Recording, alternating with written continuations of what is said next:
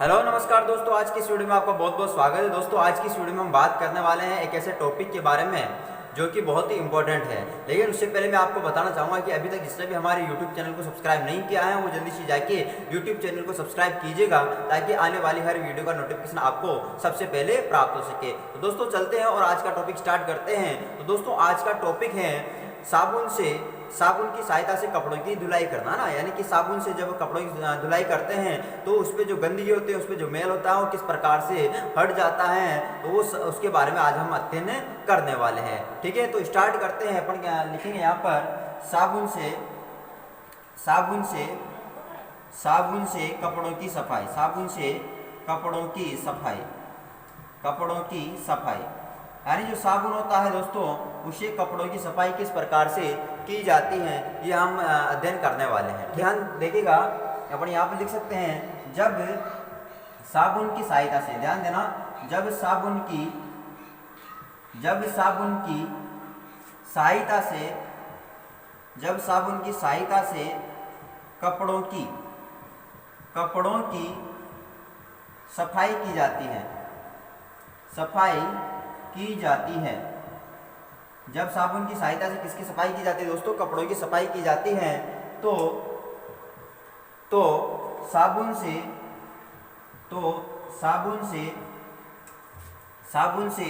प्राप्त stearate ion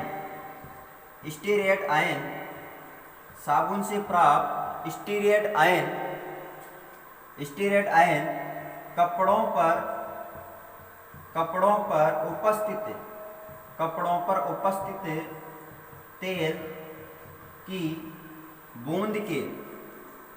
बूंद के चारों ओर एकत्रित होकर मिशेल का निर्माण करते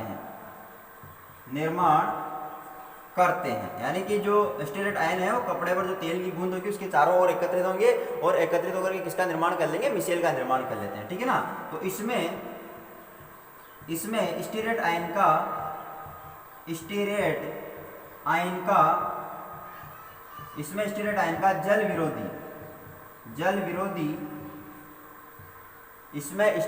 का जल विरोधी हाइड्रोकार्बन भाग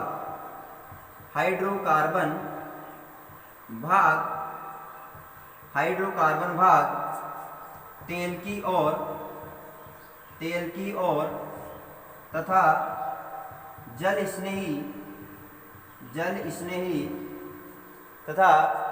स्नेही ध्रुवीय भाग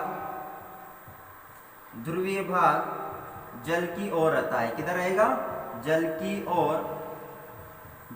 ओर रहता है। यानी कि जो जल विरोधी हाइड्रोकार्बन भाग होगा दोस्तों, वो तो किधर की ओर रहेगा, वो तेल की बूंद की ओर रहता है, और जो जल स्नेही ध्रुवीय भाग होता है वो किधर की ओर रहेगा, वो जल की ओर रहता है। ठीक है, जो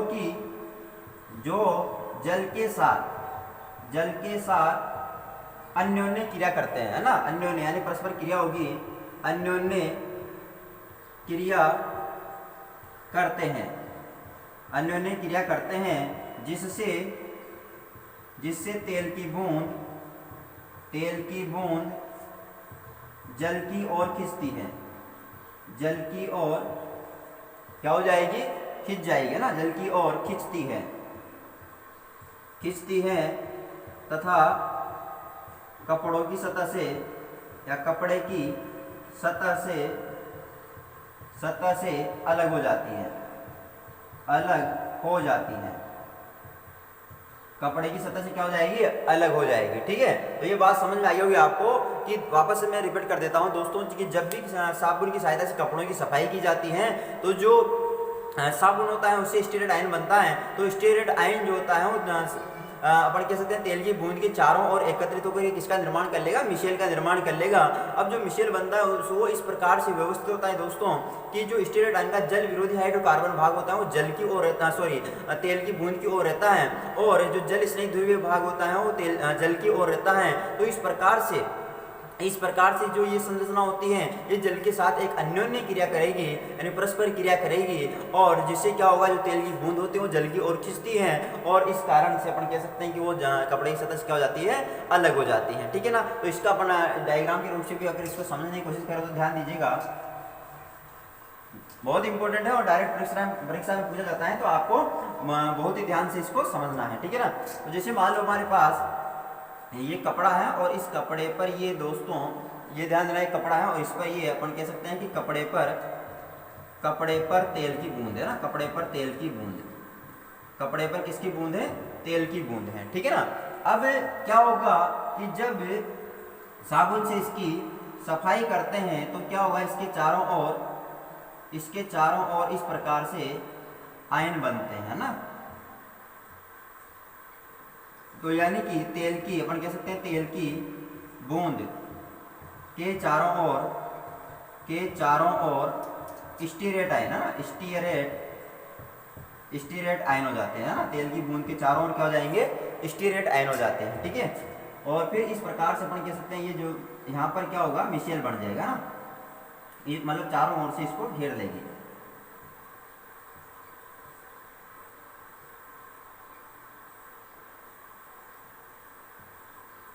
इस प्रकार से ये मिशेल बन जाता है। ठीक है ना।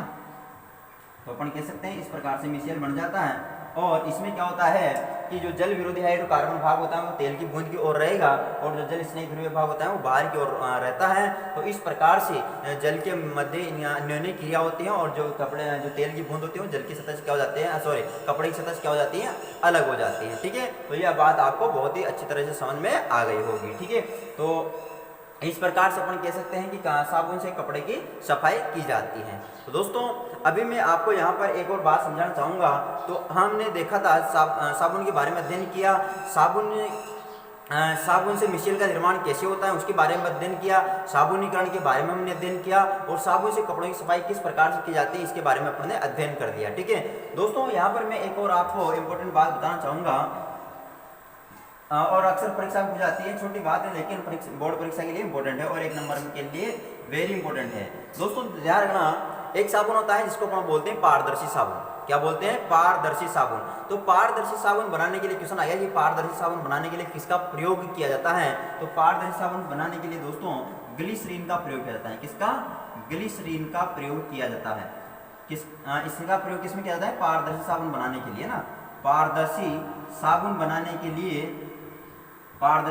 बनाने के लिए किसका प्रयोग किया जाएगा, ग्लिसरीन का प्रयोग किया जाता है। ये आपको याद रखना है, वेरी इंपॉर्टेंट है। ठीक है, पारदर्शी साबुन बनाने के लिए किसका प्रयोग किया जाएगा, ग्लिसरीन का प्रयोग किया जाता है। क्लियर है ना बात है, चलो बहुत अच्छी बात है। तो दोस्तों अब आगे बढ़ते हैं, और आगे का जो टॉपिक होगा हमारा वो होगा यहाँ पर, जैसे साबुन के बारे में हमने अध्ययन किया, अब हम अध्ययन करेंगे अपमार्जक के बारे में। किसके बारे में, अपमार्जक।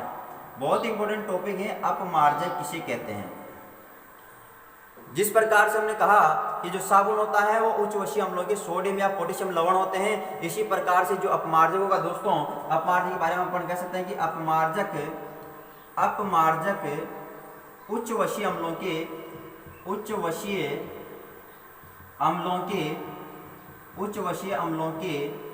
अपमार्जक जो होता है वो उच्च वशीय अम्लों के सोडियम एल्किल सल्फेट, इसका सूत्र मैं लिख देता हूँ ROSO3- और Na+, है ना।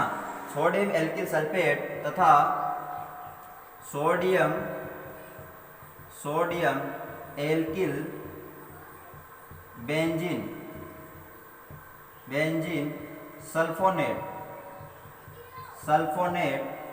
यानी कि RC6H5SO3- Na+, है ना। तो अपन कह सकते हैं अपमार्जक उच्च वशीय अम्लों के सोडियम एल्किल सल्फेट तथा सोडियम एल्किल बेंजीन सल्फोनेट के लवण होते हैं।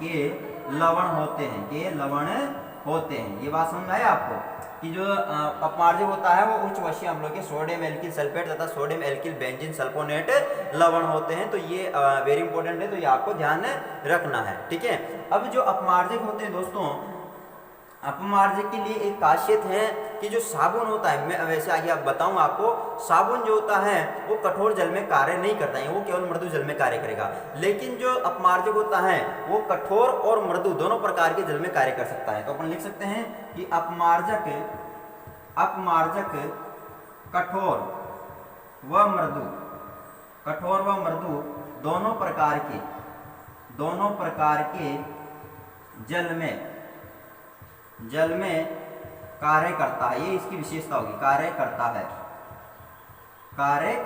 किसी ने बताया अपमार्जक की विशेषता बताइए, तो ये अपन बता सकते हैं कि कठोर और मृदु दोनों प्रकार के जल में ये कार्य करता है। तो अपमार्जक कठोर और मृदु दोनों प्रकार के जल में क्या करता है दोस्तों, कार्य कर सकता है। जबकि जो साबुन होता है वो केवल मृदु जल में कार्य करता है, वो अपन आगे लिखेंगे, ठीक है।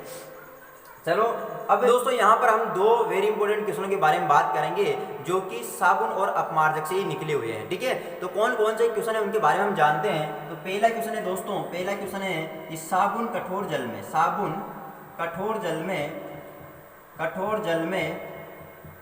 झाग नहीं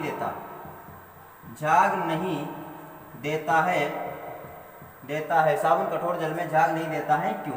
यानी हमें उसका कारण भी बताना है। यानी साबुन जो होता है वो कठोर जल में झाग क्यों नहीं देता है, इसका कारण हमें बताना है। तो ध्यान दीजिएगा, आंसर ध्यान से सुनने दोस्तों। आंसर है कि कठोर जल जो होता है, कठोर जल में कैल्शियम और मैग्नीशियम के आयन होते हैं। ध्यान देना, कठोर जल में कैल्शियम और मैग्नीशियम के क्या पाए जाते हैं, आयन पाए जाते हैं। कठोर जल में कैल्शियम और मैग्नीशियम के आयन पाए जाते हैं। तो ये कैल्शियम और मैग्नीशियम जो आयन है ये साबुन के अणु में से, जो साबुन का अणु होता है C17H35COON है। तो ये कैल्शियम और मैग्नीशियम जो आयन होंगे ये साबुन के अणु में से क्या करते हैं, ये सोडियम आयन को प्रतिस्थापित कर देते हैं। क्या कर देंगे, प्रतिस्थापित कर देते हैं। और प्रतिस्थापित करके ये उच्च वशीय अम्लों के, ध्यान देना, उच्च वशीय अम्लों के कैल्शियम व मैग्नीशियम लवण बनाते हैं। ध्यान समझना। यानी कि जो कैल्शियम और मैग्नीशियम कठोर जल में क्या पाए जाते हैं, कैल्शियम और मैग्नीशियम आयन पाए जाते हैं। ये कैल्शियम और मैग्नीशियम आयन क्या करेंगे, साबुन के अणु में से सोडियम आयन को प्रतिस्थापित कर देंगे और प्रतिस्थापित करके उच्च वशीय अम्लों के कैल्शियम और मैग्नीशियम लवण बनाते हैं, जो कि दोस्तों ये जल में अघुलनशील होते हैं। जल में क्या होते हैं, अघुलनशील होते हैं। और जल में अघुलनशील होने की वजह से ये अवक्षेपित हो जाते हैं। क्या हो जाते हैं, अवक्षेपित हो जाते हैं, यानी कि नीचे बैठ जाते हैं, ठीक है। इस कारण से अपन कह सकते हैं कि कठोर जल में झाग नहीं देता है। तो आई होप आपको ये क्वेश्चन समझ में आ गया होगा। वापस मैं रिपीट कर देता हूँ, साबुन कठोर जल में झाग नहीं देता है, क्यों? तो हम कह सकते हैं कि कठोर जल में कैल्शियम और मैग्नीशियम आयन पाए जाते हैं, जो कि साबुन के अणु में से सोडियम आयन को प्रतिस्थापित कर देते हैं, यानी हटा देते हैं, और हटा करके उच्च वशीय अम्लों के कैल्शियम और मैग्नीशियम लवण बनाते हैं, जिससे ये जल में क्या होता है, अघुलनशील होते हैं और अवक्षेपित हो जाते हैं। इस कारण कठोर जल में झाग नहीं देते हैं। अगला क्वेश्चन है दोस्तों, वेरी इंपॉर्टेंट है, और क्वेश्चन है हमारे पास कि अपमार्जक कठोर जल में झाग देता है क्यों? यानी जो अपमार्जक होगा ये कठोर जल में झाग देता है या कार्य करता है, ऐसा क्या कारण है, ठीक है। ध्यान सुनना, हमने देखा जो कठोर जल होता है दोस्तों, इसमें कैल्शियम और मैग्नीशियम आयन होते हैं। कौन कौन से आयन होते हैं, इसमें कैल्शियम और मैग्नीशियम आयन होंगे। अब ये कैल्शियम और मैग्नीशियम जो आयन होंगे ये क्या करेंगे कि जो अपमार्जक का जो सोडियम आयन है, यानी कि अपन ने देखा था ROSO3- और Na+, तो ये अपमार्जकों के सोडियम आयन को क्या करेंगे, प्रतिस्थापित करेंगे। क्या करेंगे, प्रतिस्थापित करेंगे। और प्रतिस्थापित करके दोस्तों ये उच्च वशीय अम्लों के, क्या ध्यान सुनना, उच्च वशीय अम्लों के कैल्शियम व मैग्नीशियम सल्फोनेट लवण बनाते हैं, ठीक है ना। यानी कि सुनना वापस से, जो कठोर जल होता है उसमें कैल्शियम और मैग्नीशियम आयन होते हैं। ये कैल्शियम और मैग्नीशियम आयन अपमार्जक सोडियम आयन को क्या करेंगे, प्रतिस्थापित करेंगे, और प्रतिस्थापित करके उच्च वशीय अम्लों के कैल्शियम और मैग्नीशियम सल्फोनेट लवण बनाएंगे। और ये सल्फोनेट लवण होते हैं दोस्तों, ये जल में घुलनशील होते हैं। सल्फोनेट्स लवण जो होंगे ये जल में क्या होते हैं, घुलनशील होते हैं, और इस वजह से अपन कह सकते हैं कि जो अपमार्जक होता है कठोर जल में क्या करता है, झाग देता है। ठीक है दोस्तों, आई होप आपको ये वीडियो अच्छा लगा होगा, और अगर आपको ये वीडियो अच्छा लगा है तो आप इसको लाइक कीजिए, कमेंट कीजिए और भरपूर शेयर कीजिए। नमस्कार, thank you, all the best.